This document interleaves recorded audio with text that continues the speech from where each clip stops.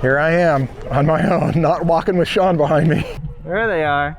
Hey, Marshall, I Stan. brought your chair. That's really nice. You got a little water thing in there for me and some, what is that stuff? This is your ticket. I know, the stuff I'm going to be drinking. This is medicine for your back. Yeah, thanks.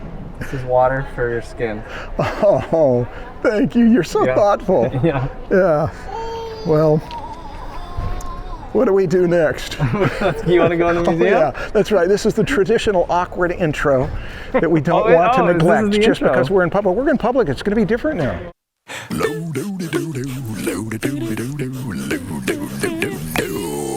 It's the Draftsmen Show. Yeah. Hi, Stan. Hey, Marshall. This is the second time we've greeted each other today. Yeah. I think it's actually like the third or fourth. Yeah, and I think we're getting better each time. I think this is the worst one. No, I think we're getting better. This is the worst one. We should do several more. So many times already, it's getting boring. No? Yeah, well, the first few were way more energized and just like what up? Okay. Hi, Stan. What up, dude? Welcome to the Draftsmen podcast. And what are we going to talk about today? I thought we started a while ago. Yeah, we've done this intro about 6 or 7 times now. I mean, that's great. Yeah, you just did another one just for fun. Every one of them gets better. Fun. We just did another one. Every one of them gets more relaxed. And the awkward intro, I think, should be a thing of the past. I mean, so you mean now there should be 3 awkward intros instead of one? No, there should be all really comfortable intros. We don't have to discuss. Okay, yeah. The intro. Yeah. I know. Well, I liked that intro. That was amazing. I'm glad I met you. Yeah. At the museum. What else happened? Okay, so you know what I really like about the Getty? Tell me. More than any other museum I've been to? What? It's the packaging. Elaborate. So the experience begins before you get there. The whole time you're getting there is already part of the experience. So you have to get onto this tram. Even before that. Before that? Well, when you're approaching the Getty, you're on the 405 coming from south of it. You're on the 405 going up there, and there is a city set on a hill, and that is the Getty Museum. So there is something about that's where we're going to be. We're going to go up to the top of the hill. Yeah, it's beautiful. Okay, yeah, it is. I would say that the view from the Getty is better. Oh, sure. Okay. So anyway, from the parking lot, you do your whole security thing. You go, and then you get onto the tram. And then the tram ride, you're going up the side of this mountain. And, there's windows. And if you sit in the very back, little tip, sit in the very back. The back has a window, and you get a much better view. Mm-hmm. And already, it feels like you're at like Disneyland, and you're getting on a ride. So you're kind of like on this journey up the mountain, and you're like, wow, this is gonna be cool. And you get a beautiful view, so you're already inspired by something that looks awesome. And yeah, it just feels like you're going to an amusement park instead of a boring museum. And oh, brother. It is not a boring museum. It is not a boring museum. But museums could feel boring if done the wrong way. This did not feel that way. It did not. That's what I'm saying. And also, the tram itself jostles you just a little. Not like a roller coaster, but just enough to where you feel like, okay, I'm alive right now. You can't go to sleep on it if you're standing, I found. Okay. Yeah. I guess not, no. Sean was saying that the song on the tram is like an orchestrated song. Oh, yeah. That was definitely part of it. The music was super inspiring. They're like trying to get you pumped up. It feels like you're going on like Space Mountain or something. And it's like a different song to and from. Yeah. Yeah, that's funny. Was there a song on the tram? Did you miss it? Oh, yeah, there was a song. I don't remember it. We were talking about it. We're at the top of the mountain now, buddy.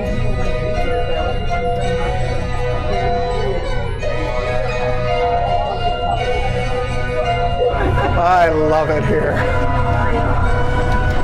Okay, so then you get up to the top of the...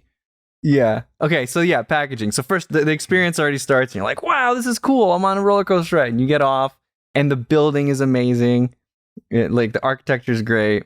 They definitely thought about everything outside the museum. Yeah. As an important part of the museum. To me, it's more memorable than the inside. Like, that's what I talk about every time I go to the Getty. It's like, man, it was beautiful out there. Yeah. Right? It is nice. I like that part of it. Yeah.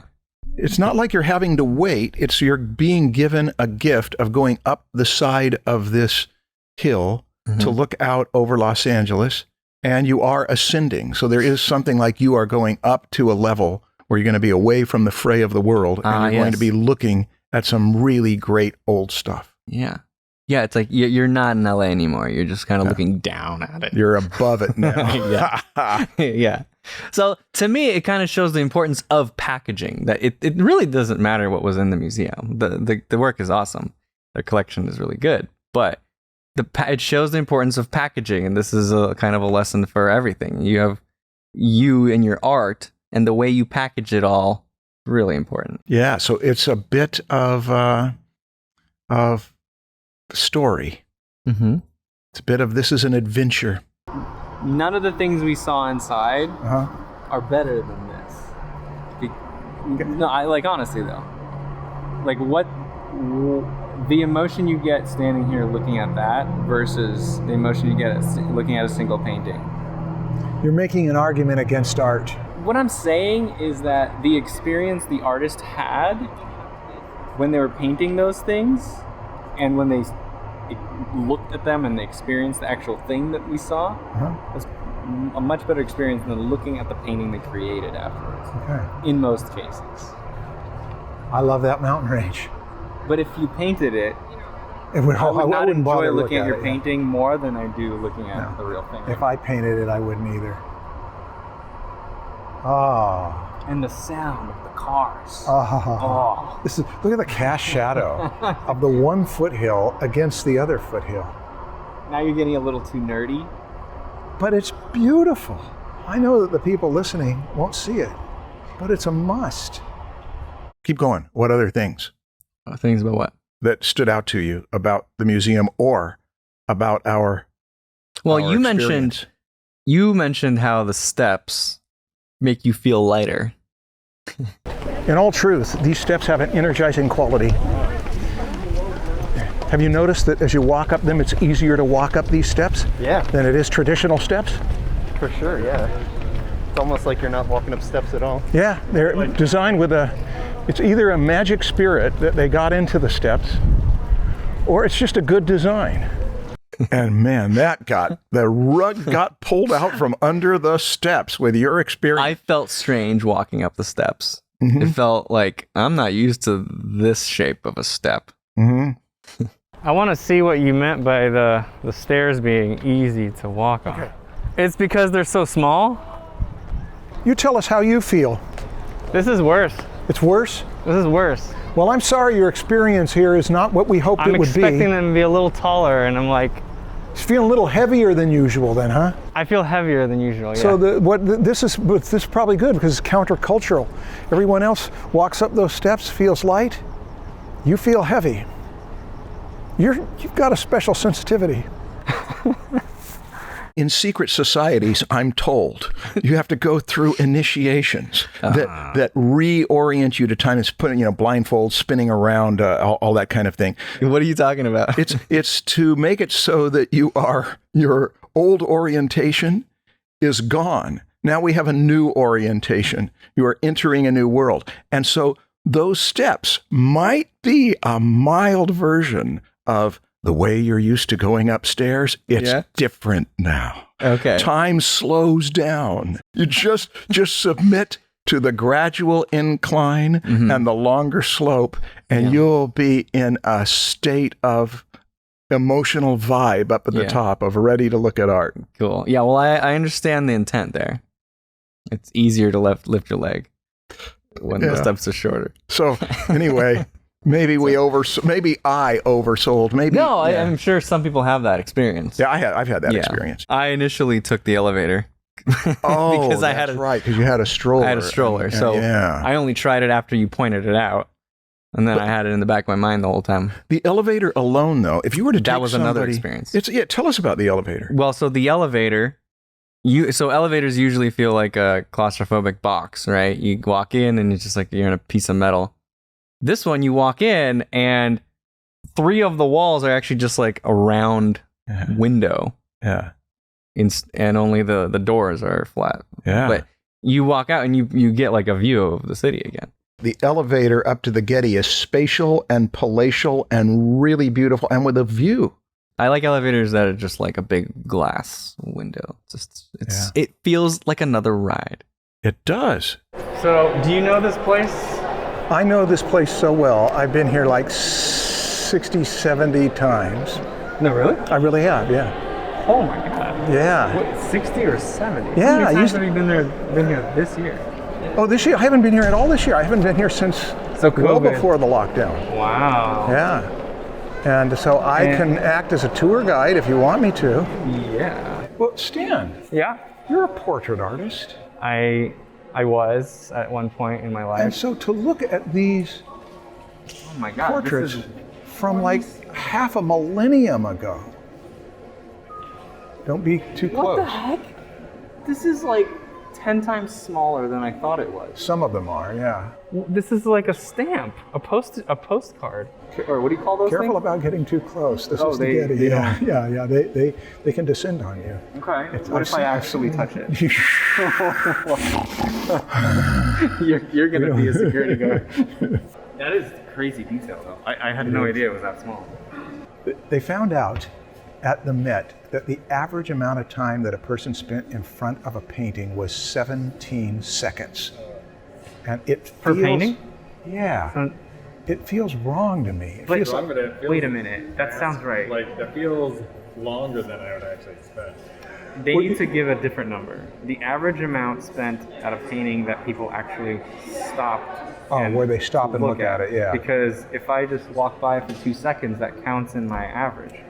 Well, Rob Walker, in his book, The Art of Noticing, where I got that fact from, didn't elaborate on how the test was done. But the 17-second thing still feels wrong. I feel like any picture. Why is that wrong? Because it feels like 10 minutes or even a half hour.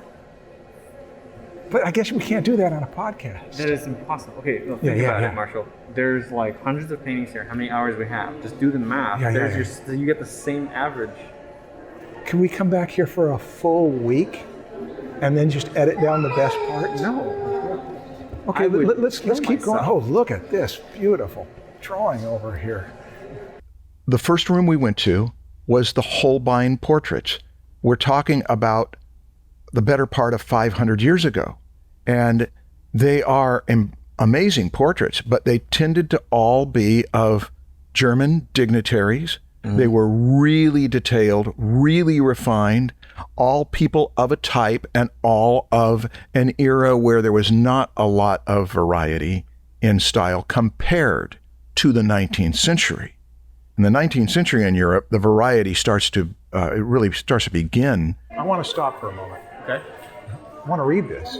You want to read it? Yeah, Make sure you're an expert. Not read it out loud. Are you gonna say this stuff as you go in? Is that you're gonna? Yeah, I'll read it, and then we'll do like a voiceover as you're walking, I could. pretending that you're explaining this. You want me to? Yeah, be like when Holbein the Younger emerged. Hans I Hans can't do it. Holbein the Younger emerged on the competitive European artistic scene in 1515. Portraiture had only recently become fashionable among wealthy patrons outside royal and aristocratic circles. A versatile artist with exceptional skills as a draftsman and painter. Oh my God! You said the word. Holbein rendered the physical appearance of a variety of sitters with great precision, while his ingenious compositions conveyed their values and ideals. I'm bored. I can tell. This is. I'm not. There was this moment where we walk into the highlights room, and to me it felt like this was cool because I've never been to a room in a museum where they just take all their best stuff and put it in one room.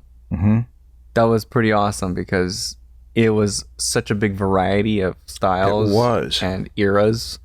Marshall, such a contrast between just all the different periods. They put all these together in the same room. It's like very rare to see this kind of. I love Right? this. Like you go over here, there's an impressionist Yeah. with just like giant strokes. Yeah. And then you have Bouguereau, I know. right? It's right next to it. It's kind of This, crazy. this is just wonderful. I could spend weeks in here. Seeing two very different things right next to each other was pretty cool. Yeah. It showed the uniqueness of each one. Whereas if you're in a room and like you get like 30 paintings by the same dude and they're all portraits, like, yeah, okay, cool, I get it. Van Gogh in there, and Millet in there, and Caspar David Friedrich in there. Bouguereau? The Bouguereau in there. Yeah, you had just all sorts of, Degas was in there. You had a number of paintings that, by contrast to coming from the Holbein Alma-Tadema? position. Pardon? Alma-Tadema. The Alma-Tadema was in there, yeah. That one's worth a whole day. That's worth a week of studies for all of the worlds within worlds of that one. So yes, that was my favorite, but that was when we only went to 2 shows. We went to the Holbein show and we saw about 3% of what they have there, 2 or 3% of what they have on display, because they've got several other buildings, including buildings that aren't in that little plaza. They've got a building that where they have special shows elsewhere. So we didn't see much of the museum. Well, to your point, it really does require like 10 trips. It does. To most museums to really see everything. Otherwise, you're just running through every museum or every room.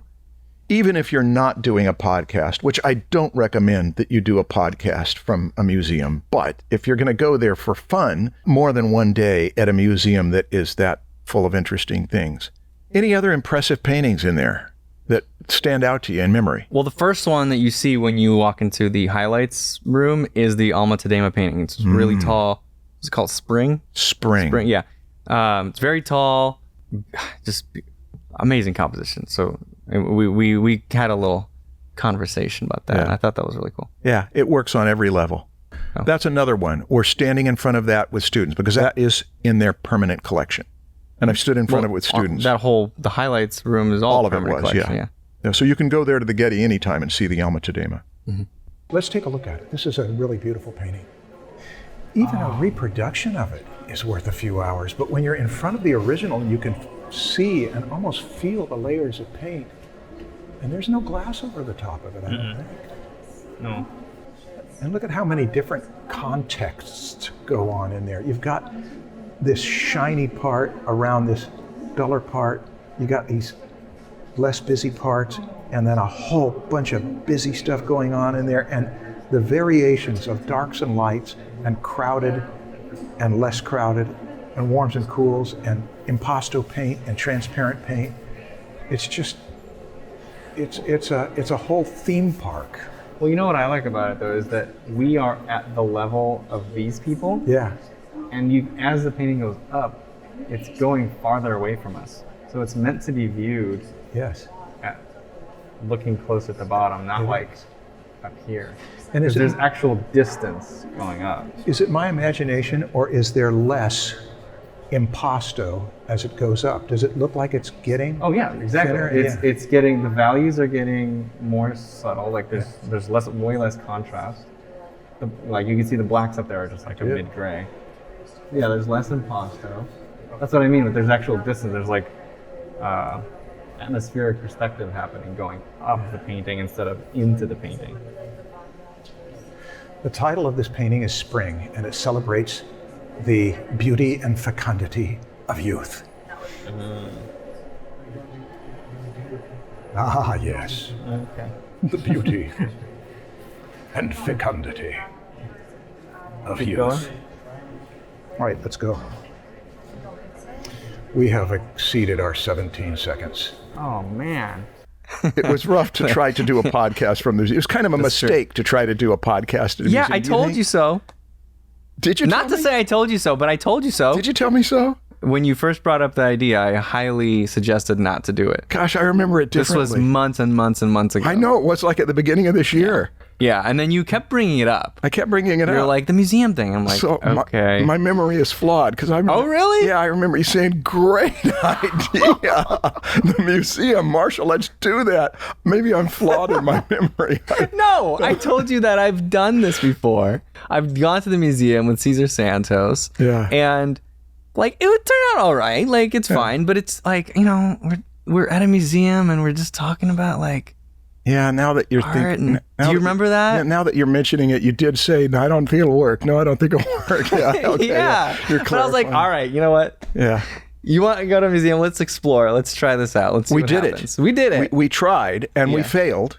Did you see the brushstrokes on this one? I've stood in front of this one and It's like noticed every it. little It's brushstroke is actually really thick. It's cool to look at it from the side. Yeah, because you can see it sticking up. Yeah, no, the problem is we're trying to talk about art on a podcast while we're looking at art. Yeah. And So it's better for a vlog. Well, yeah, it's better for a vlog, but still, I think it requires the right people to do it. And I'm not the right person. Yeah. It's more of a criticism towards me. I'm not the guy to give you a tour of a museum. Yeah. Just not. But you could be. You got the look. You got the energy. You got the... Okay. Yeah. Wait, what's the look? The look is that you're bright and your eyes are open. You're energetic and you're young and you've got the look. Okay. To do it. Yeah. Thanks. But you just didn't have the what's the word? The insight. I thought it might be the interest. Well, interest. Yeah. I'm glad we set it up that it sucked because now they have low expectations. Yeah. So now if there's anything good in there, it'll stand out by contrast of our... But hey, it was fun. It was fun. It was fun when Cooper went wild at the end. At the end, yeah. Oh, there you go. Nice little hook there. Got to stay to the end. How about you? What do you have in your brain thoughts? Well, I agree with you that it was not a good idea to try to do this. But I'm glad we tried, and it did remind me, going there and seeing that museum again, just reminds me that if I could, I'd go there once a week or 3 or 4 days out of the week at a time because I love what's in there. But, it didn't occur to me until we started looking at paintings and talking about them. And you made some really good comments about the Bouguereau. Are you sure? Yes. Okay, I feel like you're sarcastic. No, I felt that they were. You were talking about, well... What? Skin Charlie tone? can play it. The skin tones and the points of contrast and all those things. Those were really insightful. I was thinking, this is going to be a good podcast. that was well into it though, wasn't it? I know, but then afterwards you explain that people listening to it aren't going to be able to see that. It's, right. They can click. We can put a link to the image, but So in the description there'll be links to images that we're talking about. Yeah. Stan, it says that it's a girl defending herself against love. She's very happy to do so. I think she knows she's going to give in. She's like, no, stop it. Yeah. You're going to have to work for it. Yeah. There's too much delight and mischief in that defense. He's a painter you like a lot, right?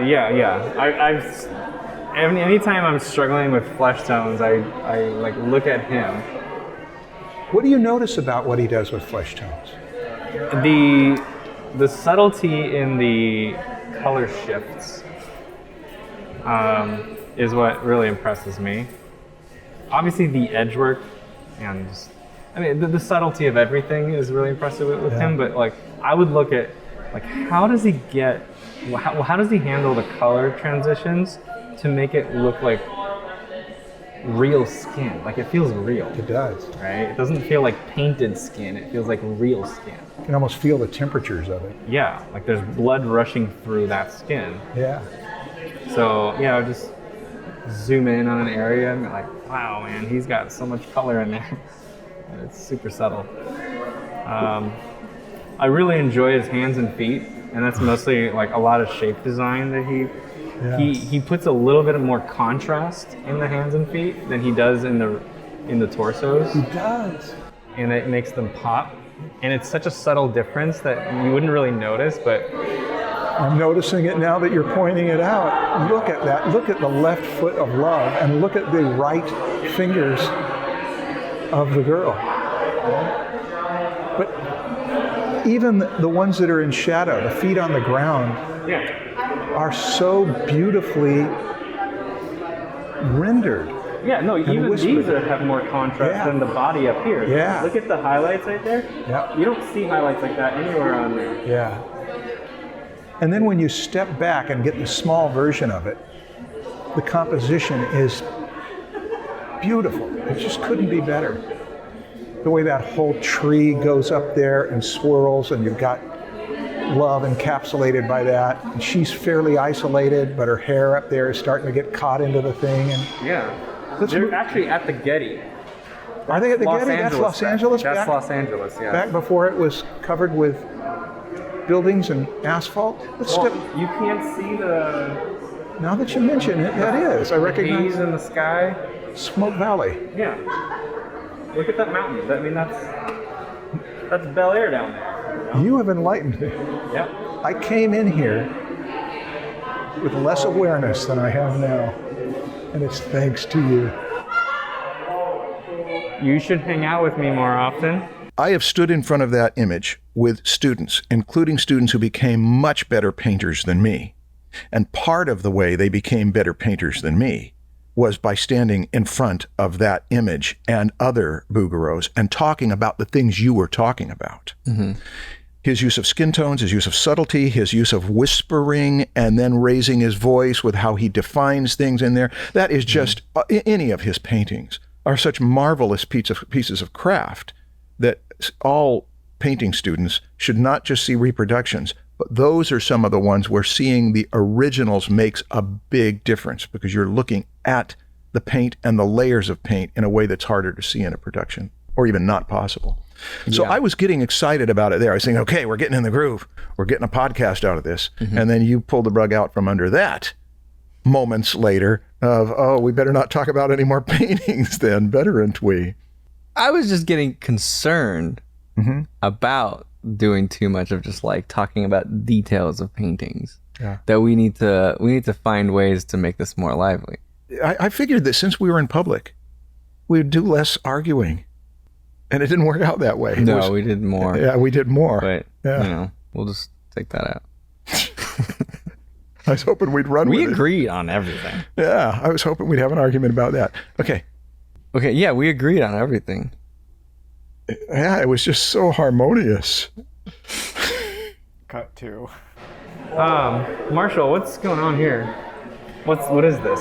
That is a Degas after the bath kind of picture. So, is this what happens after you take a bath?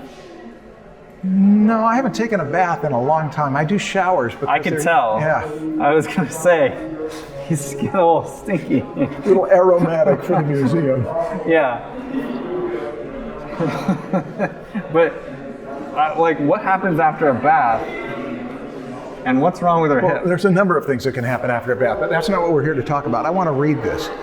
After the bath, radically challenged 19th century conventions for depicting the nude into a richly colored, heavily manipulated surface in which the artist's own fingerprints There they visible. are. So Do you we see could- the fingerprints? Yeah, it means we could steal his identity. No, seriously, there's I do. the I fingerprints. seriously see it. But you know, that description that you just read, Yeah. this is what it sounds like to me. Tell me.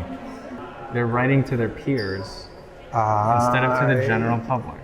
I'm trying to see it through that lens, and I do understand that reading artist statements started to turn me so much in university that I got to where I could not read artist statements without just feeling like the satirist in me would well up. It's like, why say all that? Why not just let the work speak for itself? But I always read the placards. They did a show of Turner's work here 6 or 7 years ago. And I had not seen many of his originals. And there was a way in which he worked so loosely and so... It looks like a sketch, It does. but it's just like on a larger scale. Yeah. Listen to the poetic language. Okay.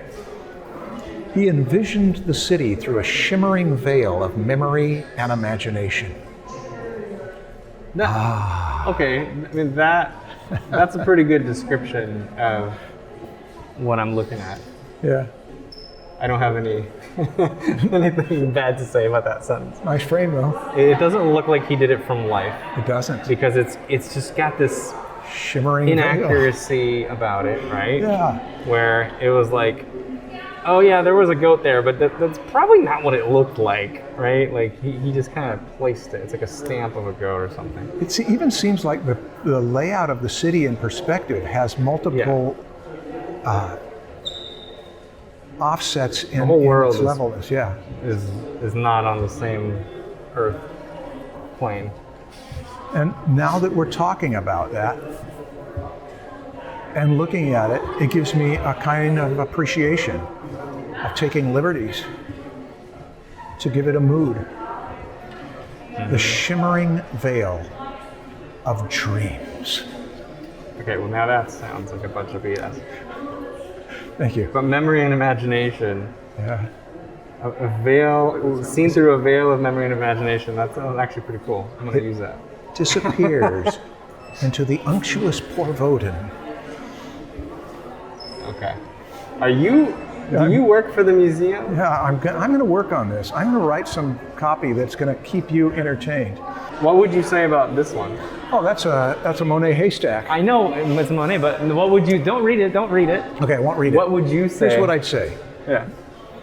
Well, I know too much about it already. That's, well, yeah, okay, that's good, but you don't know what that says over Right, there. no, I don't know what it says. So give me a little, Okay. one paragraph poetic description of it.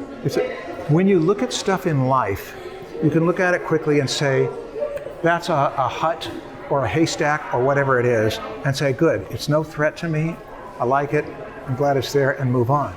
But if you're in a mood to contemplate it, you might look at it and notice how much more color is in there than you noticed at first glance, and how in the shadow areas there's some shimmer like light, and that a haystack, when a frame is around it, and someone who has taken the care and has the skill in painting to show it the way they want me to see it, they can open my eyes up to it, and the warmth of the light behind it feels warm because this painter has emphasized the warmth and the little bit of shade there. If I were to take a whole afternoon to hang out in that shade, I'd really be thankful for that shade. And I can keep going. Is this enough? I was imagining you'd use way more metaphors and stuff. Like the freckles on the hut show its uniqueness. There is something like that. It's where when you're close to a person, you get to know every aspect of their skin.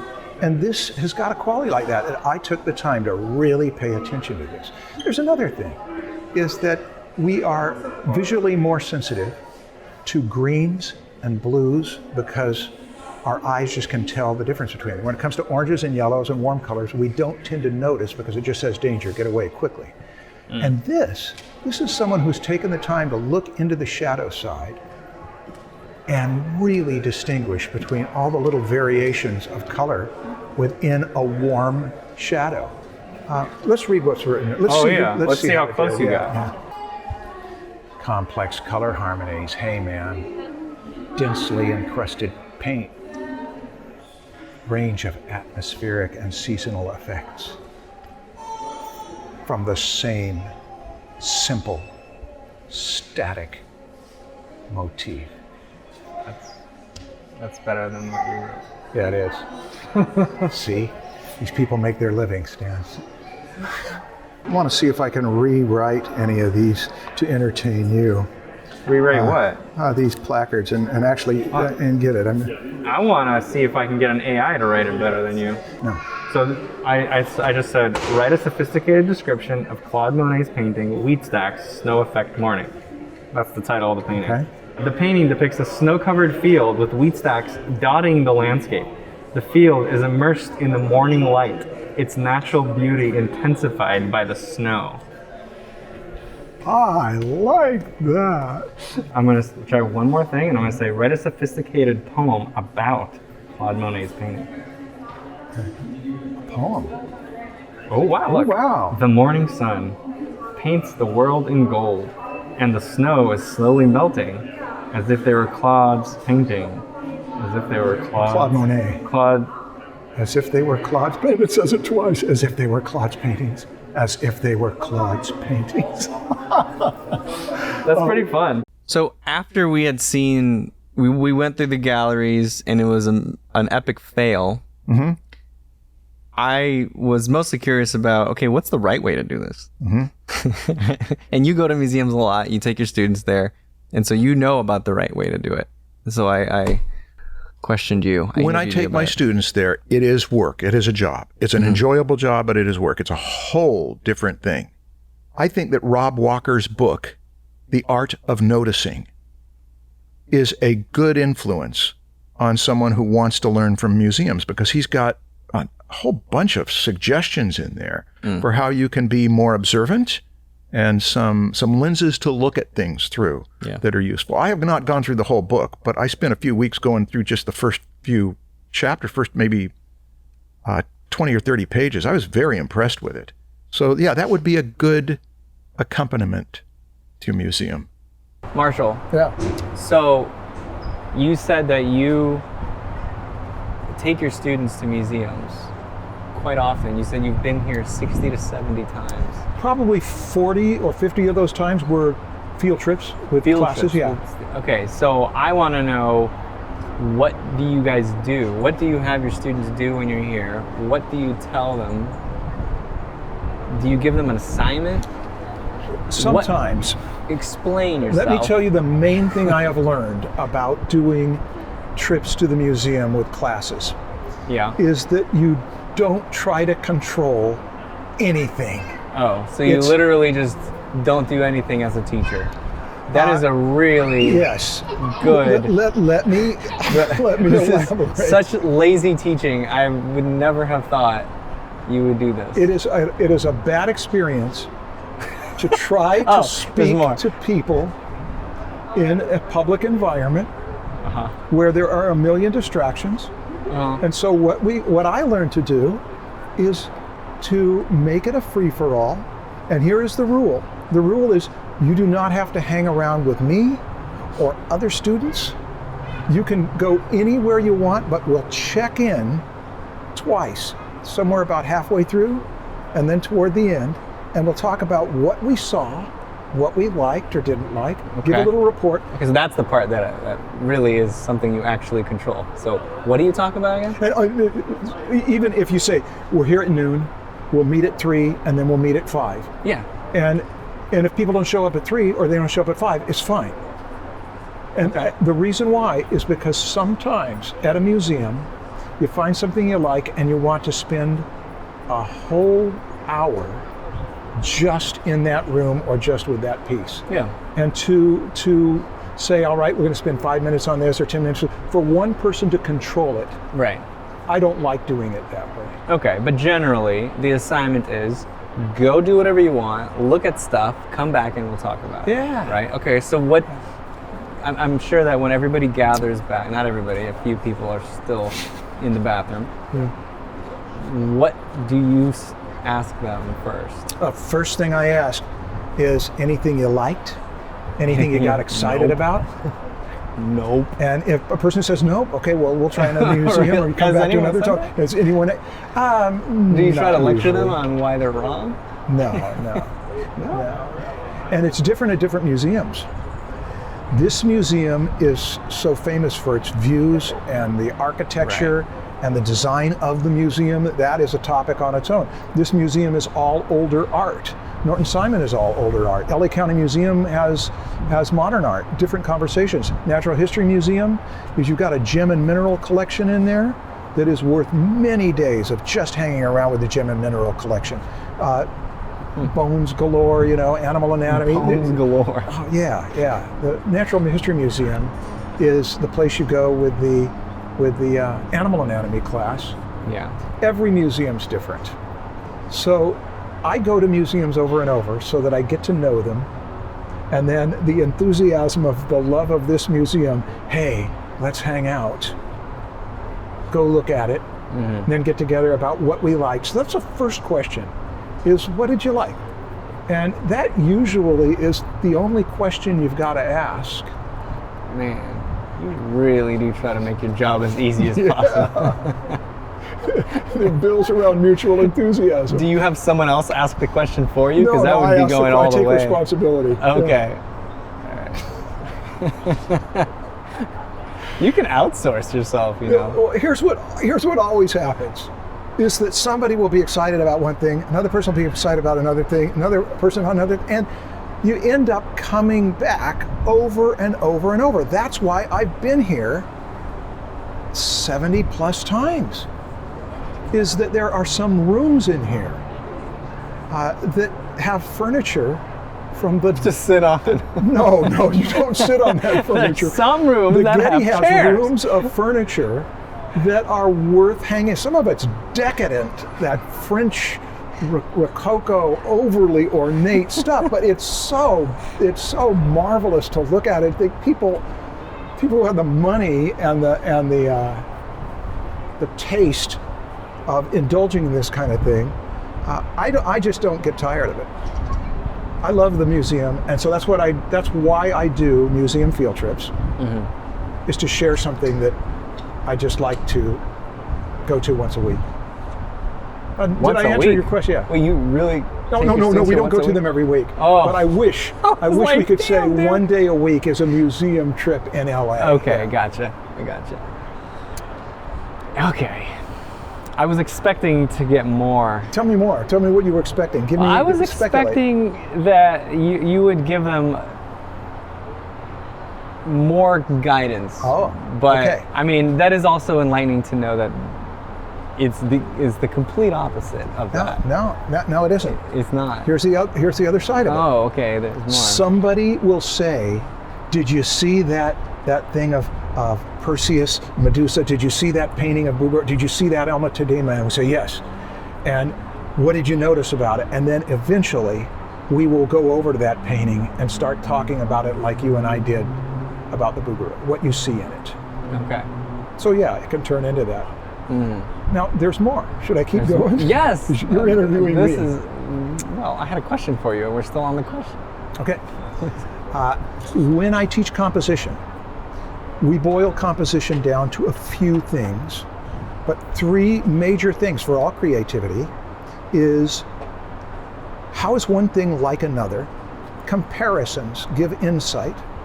Another is, how are they divided into contrasting pairs? How are things different enough to where we say you could arrange with those differences? And then the third thing is, do I like this? Am I enjoying this? A student about 20 years ago who took the composition class, who lived in San Diego, said, "I'd like to spend a day at the Getty with you, and we'll just go through the composition principle." I said, "Okay, you drive, and I'll pay for parking." So we came up here and we spent a day, like even at the fountains alone, and noticing how the fountains have water that is constantly moving and true. rock that stays solid.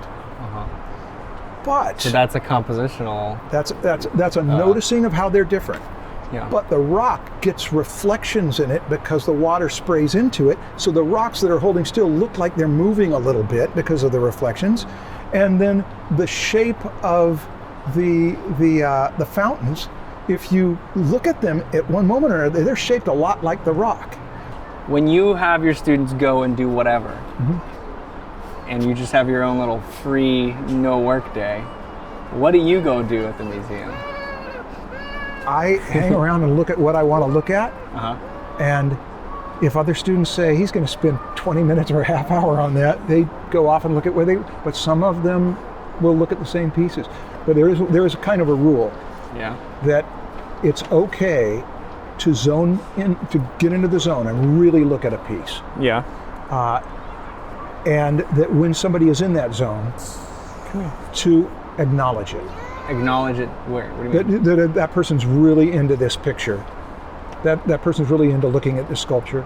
That person's How do they drawing. acknowledge it? They acknowledge it by not interrupting. Oh. That To go up to someone and yeah. just start talking about Yeah. lunch. So yeah, what do you do when you go to a museum? When I go to a museum, there's a few ways to do it. One is to quickly get the lay of the land and walk through a room and see what's in this room, and then gradually, like an establishing shot shows you the whole shot, gradually get into the conversation that you care about, gradually get into the images that you care about. And I like spending so much time on one piece that I even stayed in a hotel one night at right across the street from Natural History Museum, so I could have all day one day and all day the next day to myself, just to go into some rooms and not have a conversation, and I really, really enjoyed it. Which paintings did you look at? They were not paintings at the Natural History Museum. What was it? They were there were a number of things. There was the Gem and Mineral Room was a Gem and major Minerals. one there. Okay. Yeah. There was the undersea life stuff, which they've since revamped. Natural History Museum has so many of those dire wolf skulls. I think they've got a wall of 200 or 400. You know what I'm talking about? Of those dire wolf skulls. And this is stuff that they pulled out of the tar pits over in the direction of downtown LA. This sprawling metropolis used to be covered with open land. Now it is covered with concrete and asphalt and buildings and highways serving criminals and police officers alike. When you go to a museum, you could either go there for inspiration or you can go there to learn. Yeah.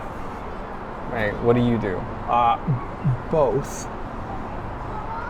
And it just depends on mood and who I'm with.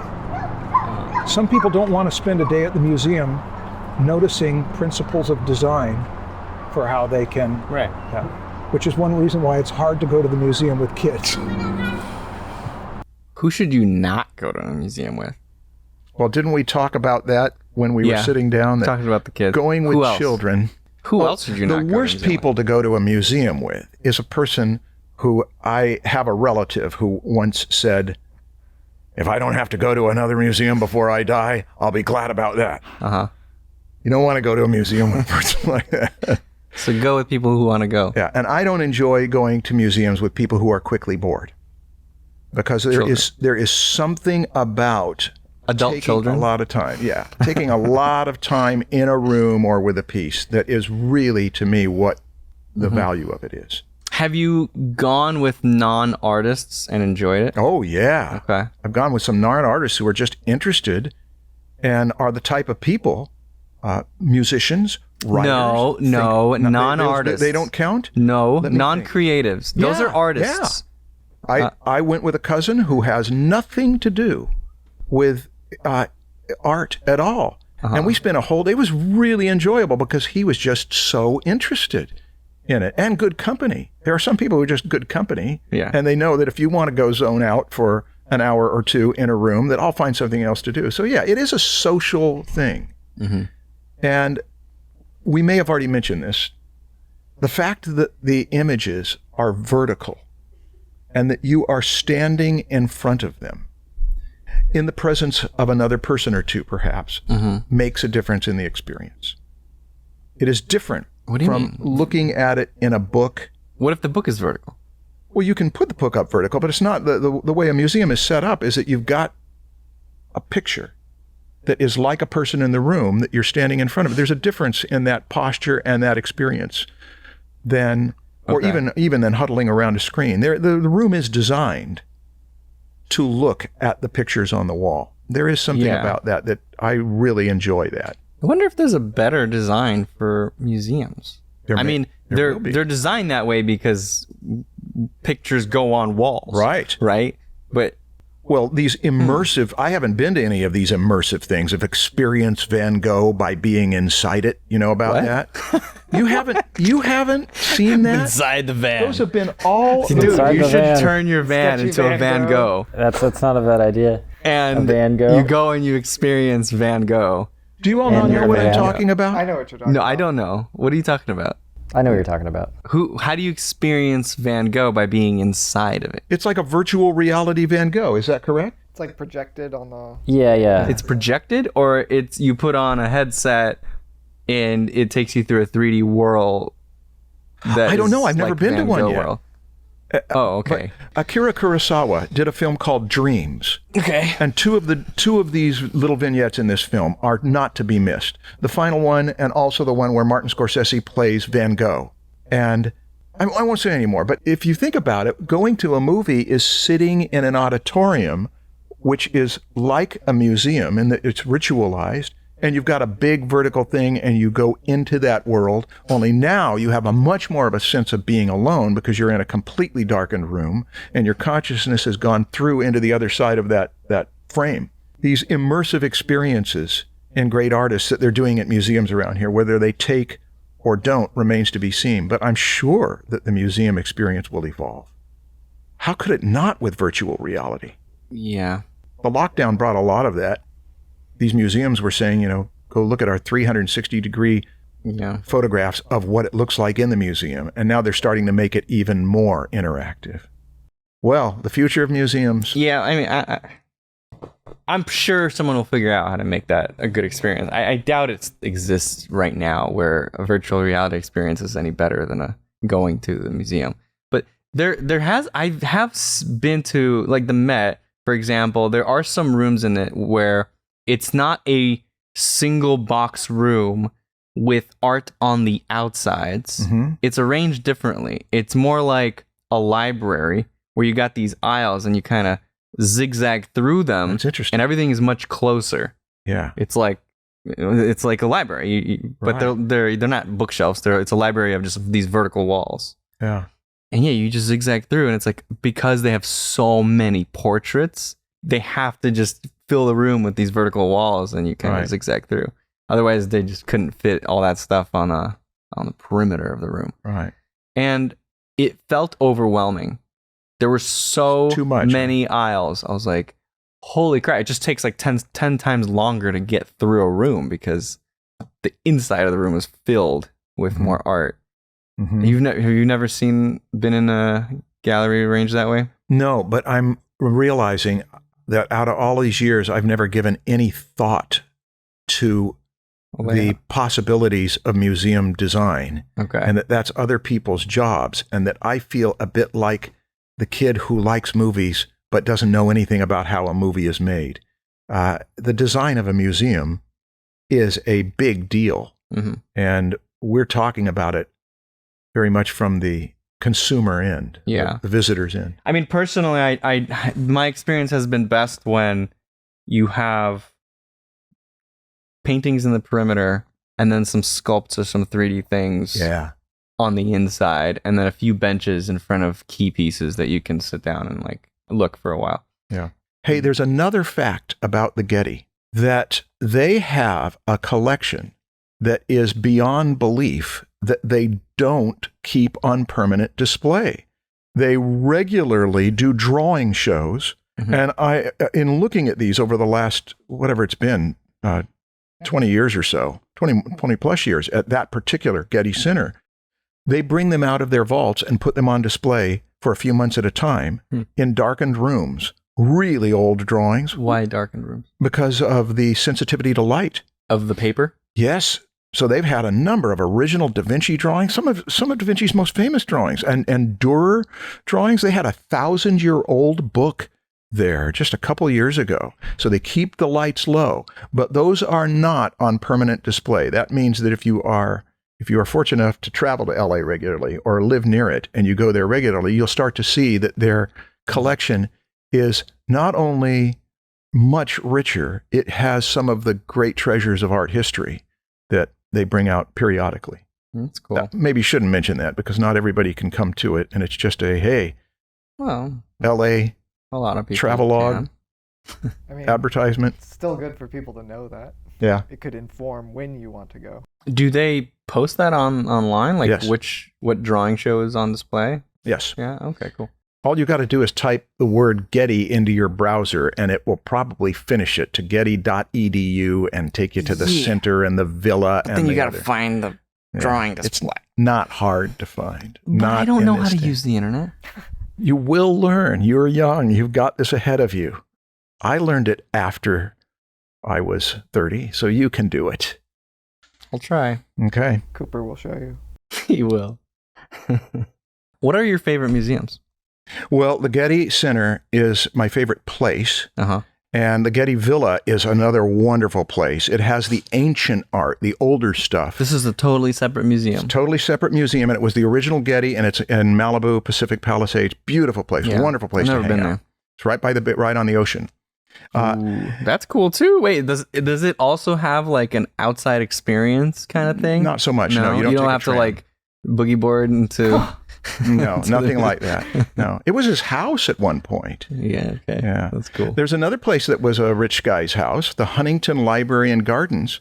Really beautiful grounds. Japanese gardens. I've been there. Yeah, that's really awesome. Yeah, it's mostly British art. really high craft kind of. Yeah, that one I stiff. I like the gardens part of Yeah. it more than Yeah. the art. But And then there's the Norton Simon, which I think has the best collection that is permanently there. But unfortunately, it's right at the intersection of two freeways. So the moment you step out, you're breathing fumes and you're hearing the sound of traffic. But they've got a bunch of Rodins out in the area where you don't even have to pay to go in, just out in the area near the entrance. In fact, that John the Baptist piece of sculpture that we looked at in the Getty, the full standing version of him is there. And his Rodin Thinker is there. In fact, Christian and I hung out there and took some video of the Thinker. Great sculpture right outside the Norton Simon Museum. And then when you go in, the lower level has the really old stuff. so, The Marshall, ancient- why are all three of your favorite museums right next to your house?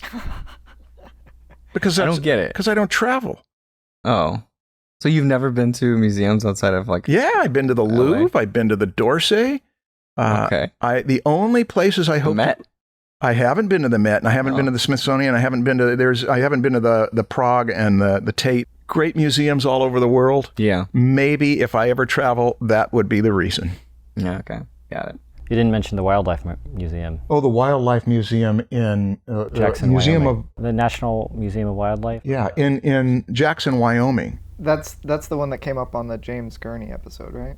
Yeah, I got to teach animal drawing at a place near there, and then that's what we did a field trip to. I could not believe some of the great work in there. Some sculpture. I loved that, but I've only been once. In Jackson? Museum junkies. Pardon? You've been to the one in Jackson? Yeah. Oh, okay. I didn't know that. You took pictures of it Yeah. for me, but you seemed like you were running. Were you running when you did it? I was there for an hour. So yeah, Christian went there. I didn't have any pictures from it. And Christian was in the area. You were maybe an hour or two away from it. I was driving through the Tetons, and it was on my way. And so I said, well, if you have a chance to go there, go there. And so he sent me a bunch of pictures, but they were all blurred, like he was sprinting through here. Yeah. I think some of them turned out okay, but Some of them turned out okay. There's a museum of Jurassic technology in LA that's an old house that's multiple stories. And you go in and it's got old stuff like, the beginnings of X-rays and old hypodermic needles and So they're just being cute by calling it Jurassic? yeah, by Jurassic, I think all they mean is old. Yeah. Old technology. It's a dusty, musty museum, but I've only been once. A student told me, you've got to see this place, and treated me to go. I would go back again. It's like going into a haunted house. It's a darkened environment, and there's mirrors around there and, apparitions of strange things when technology was changing to where you could do stuff like X-rays and photograph your aura. Yeah, it's worth a trip to. What about you? What about your the museums that you've seen that you were most excited about? You've been to museums in Russia. So yeah, in Russia, I went to 3 museums, but 2 of them I really, really liked. There's the Russian State Museum, and then there's the Tretyakov Gallery. And both of them were filled with exactly what I like.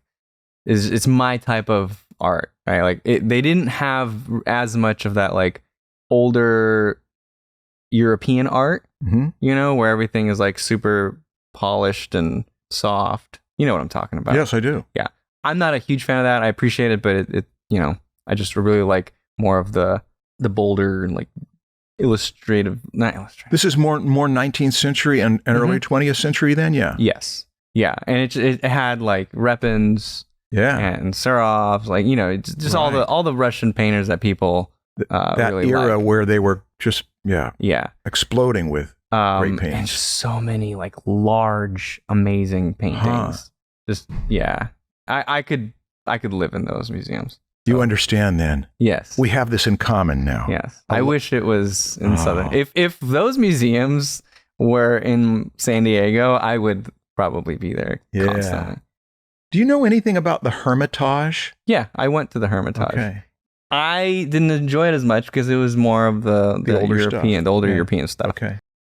And there were some things I was like, holy crap. Like, I think that was the one where they had this giant paint. It was like 18 feet or something of like this big ocean scene. I think that's where it was. Yeah, there's some amazing things, but the majority of it I was, starting to get bored with. Yeah.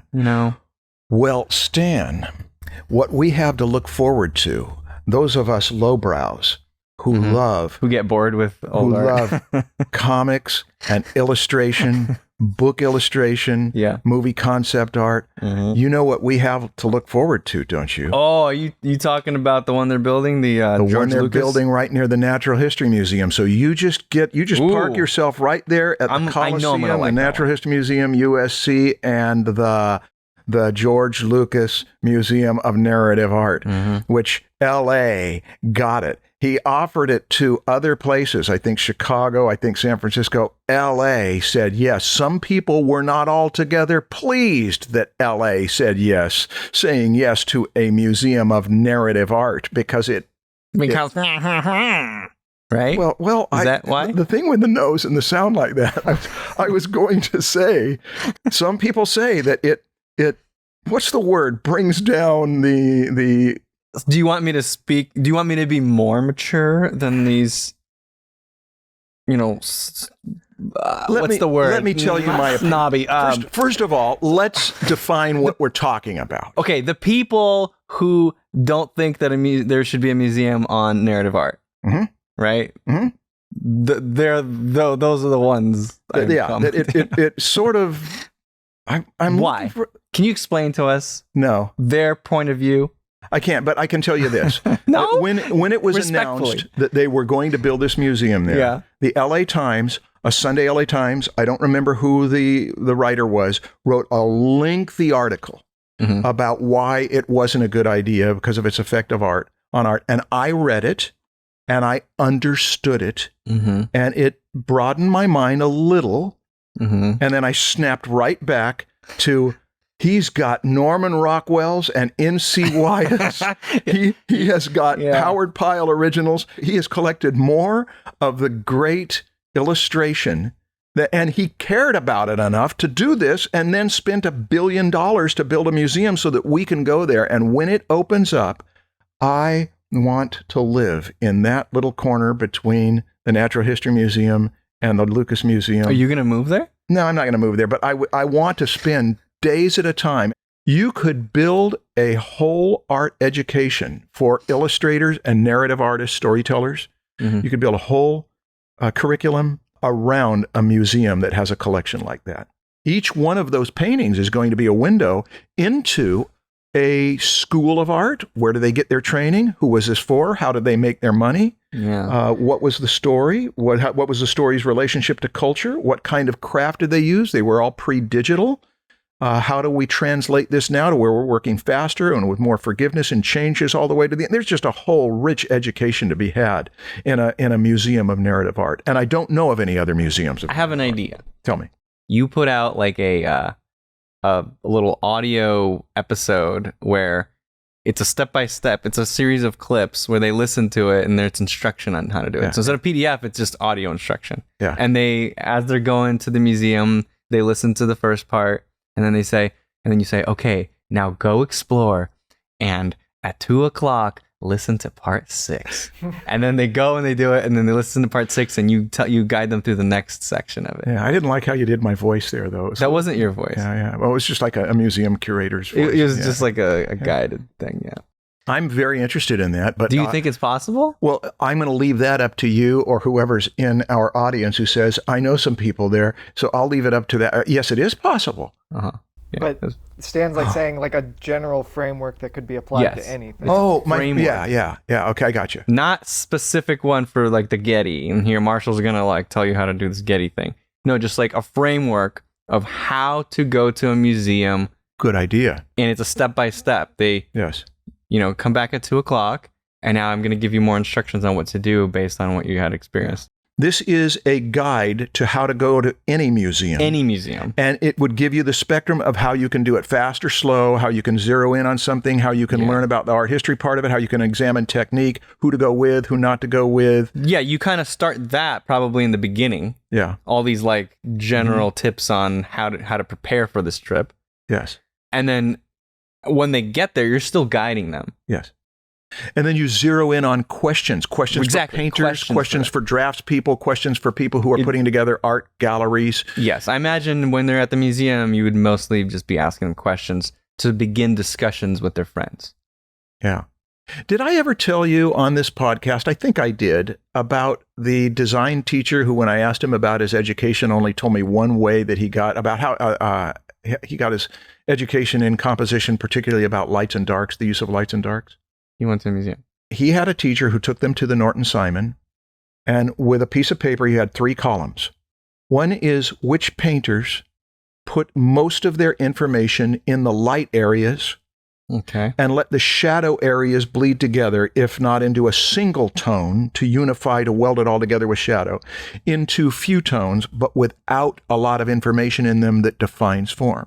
Okay. Then there's the column of the ones who put their information in the shadow areas. Okay. And let this the sounds lights very bleed specific. Together. Yeah. I mean, you could do this sort of like, which artist do this, which artist do that, to like 1,000 different things. Yes, you could. But in this instance, that's first column is information in the light area, shadows hold together. Information in the shadow areas. Andrew Wyeth has done that sometimes. The shadow areas are filled with detail. The light areas hold together almost as a bleached out graphic shape. And then the final column was painters that put the information more or less equally into both. And he said the first column was most of the painters. The second column was a significant number of painters, and hardly any of them were in the third column. Okay. And we use that as a lesson in composition, that you are either a daytime person, where you get most of your work done during the day, and then at night you dream, you go into another world. Or you're a nighttime person who stays up, and the daytime bleaches out to you. But very few people can be nighttime and daytime people at the same time, because they exhaust themselves. And so there is this echo of this in how you treat lights and darks as daytime and nighttime. Here's where the activity is. Here's where you're going to get a chance to rest. Okay. And because I always put all the detail I could put into the halftone areas and into the shadow areas, that was the first time I ever got an insight into why my drawing was so exhausting to look at. I had never considered that division, that you shouldn't stay up all night. Is this a lesson on composition? Yes, it is. Or are you trying to make a comment about museums? I'm trying to make a comment on, it is a lesson on composition. Okay. And it is a lesson that when I had one 20-minute conversation with a person who taught composition, and I asked him, how did you learn it? That was the only story he told me. Okay. So it was pivotal to him, and it happened because a teacher didn't explain that to him, put the students onto the task in the museum to say, do this research in this museum. And the Norton Simon is great for it, because the Norton Simon is almost all 19th century and previous. So it's at that classic European tradition of painting. And there's stuff from the US in there too. But they're all done in that rich separation of lights and darks. So that would be, I'm bring it back to what you mentioned that brought this up, is that would be an example of something you could do in this museum, especially if you know that collection exemplifies a particular kind of art. Here are some questions to get insight into that kind of art, and questions to apply it to your own. We're at like the top of the mountain. You see that? Do you know what that's called? Yeah. That's the City of Angels. Los Angeles. Angeles. No, don't say that! What? What? Don't say What is it called? What is it called? It's called Los Angeles. No, it's called museum. Museum. Oh yeah, okay. So when I brought my kids and my wife, Melissa, Cooper, Quinn. That was my favorite part of the trip. What? Is your kids. Yeah. And I was hoping that I would be able to capture some of Cooper's impatience. Right? Like I knew it was like, okay, we're going to a museum. This 4-year-old's gonna hate it. Right? Yeah. And I think I underestimated how much, to the point where we didn't even capture it, because we walk into the first room and like I turn around and they're gone. Like a few minutes into us talking about some art, they're gone. I didn't even get to pick up Cooper and show him a painting. I'm like, what the hell? Where did they go? And I called Melissa and he's like, Cooper was bored. He wanted to go outside. So Cooper pretty much just spent the whole day outside playing in the grass. Yeah. They found friends. He was just playing. So it worked out okay. But I was kind of hoping that he was going to go in there and be riveted by it and just amazed at the sculpture and state of childlike enchantment. I really appreciate the no filter that, 4-year-olds have. I do too. And, you show them something that adults think is like this grand, beautiful piece of royalty or I don't know, whatever. All they can do is say poo poo. Yeah, they're like, afterwards I asked him, like, what did you think? And he said, he drew a lot of pictures. So, Cooper, did you see the art inside the museum? Yeah. Yeah? What did you think? It was good. It was good? Yeah. Are you sure? Yeah. What did you like about it? He was drawing paintings. Drawing what? He was drawing a lot of paintings. So Cooper thought it was all done by one person. Done by Getty, yeah. Yeah. He was an artist. Yeah. I never thought of that. Why, if you name the museum after somebody, He didn't know the name. He just thought it was like theirs, some person's house or something. Yeah, okay. He drew a lot of pictures. Good. Then finally we met up with Cooper again. And that's when the show Quinn began. And then you clearly favored my daughter over my son. Oh, no, did I? I didn't. Yeah, you literally were like, I am feeling... Been won over? Or I have stricken? I have preferences. Did I really? I didn't say Yes, that. You did. You said something along those lines, like, I am definitely feeling a preference right now. I think I do remember that. That was because Cooper was pulling my ears and Quinn was just giving you a big smile. Me around. So yes, yeah, and Quinn was real favorable. Yes. I think I can stand strong. I think I can do it. You can't. Oh, this brings back the memories. The memories of parenthood that I have missed so much at certain moments. Are you sure? That's 30 sarcasm, seconds a day. 30 seconds a day, yeah. Okay. Okay, now, Quinn's moment. Quinny has a different energy. You sure do. Cooper, seriously. She's saying hi. Hi. Hi! Hi, my name is Poo-Poo. What a preference. What a preference I'm feeling right now. I did not expect to experience here. It's just amazing how a whole different set of emotions wells up in me. Yes. Yeah, but that's where the fun began. Yeah. That's probably where we should have started and just kept it there all day. Yeah. Well, Stan, I would like to personally thank you for tolerating a trip to the museum for the Draftsmen podcast, which was something that you did not want to do and I did want to do. And my hopes for it, I think we should. I think Charlie we should do this. We'll add his magic and this will be a good experience for now I've learned to listen to you. Fairy dust. Voila, everybody. Wasn't that amazing? Yeah. Glad that we could do this podcast for you. Glad we could get through this podcast for you. Everybody came out intact. Yeah, don't worry. It's almost over. Yeah. It's only 2 more left. It's like a prolonged death. All right, Marshall. We got 2 episodes. 2 episodes left. What do you want to do? 2 episodes remaining and only 1 topic. What's the topic? Creativity. Creativity. Well, you should think we'd do something bright with that. We were very creative in figuring out a topic. Okay, see you then. Charlie, this is for you. It's an apple from the tree, and I'm going to give this a shot. Are we going down to the ground, or are you going to film here? Oh, never mind. There's nothing down there. I'm not supposed to be eating while I'm doing a podcast. Yep, we established that, and you leaned all in on the apple. So.